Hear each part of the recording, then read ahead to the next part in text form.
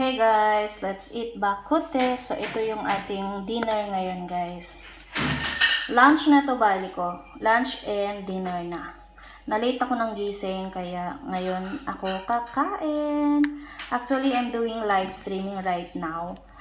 Inano ko lang, minute ko yung live ko kasi kakain ako. And shoutout nga pala sa aking mga ka-team Melody Avan na nakabantay sa live ko habang ako ay kakain. So ito guys ang aking pagkain ngayon guys. So ito yung the best dito sa Kota Kinabalu guys. And shoutout Team Melody Avan, kain tayo. Ayan yung ulam ko ngayon.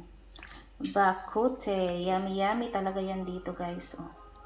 Meron din siya. Mix na siya guys.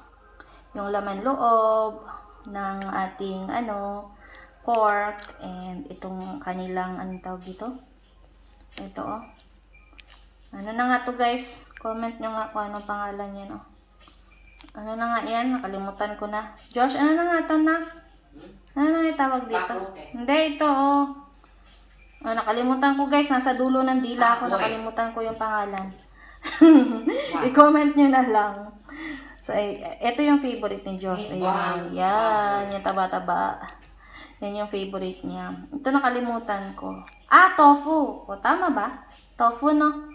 Tofu. Pero, ito guys, hindi ko masyadong favorite yung ganitong tofu. Ang favorite ko, yung Japanese tofu. Kasi yun, malambot yun. Ito guys, dry eh. So, yan. Ito lang ang gusto ko guys. Pinaka-favorite ko talaga ito. Itong part na to. Yan. Yan. Yung laman loob ng baboy. At saka itong medyo taba-taba niya. Siyempre yung soup. O, titikman natin yung soup guys. The best. The best ang sabaw guys. Kain na tayo. Bye-bye. So, pinahaba ko lang yung video. Shout out guys! Team Melody Avan, thank you so much sa always support nyo sa akin. God bless po sa ating lahat. And kain na din kayo ha!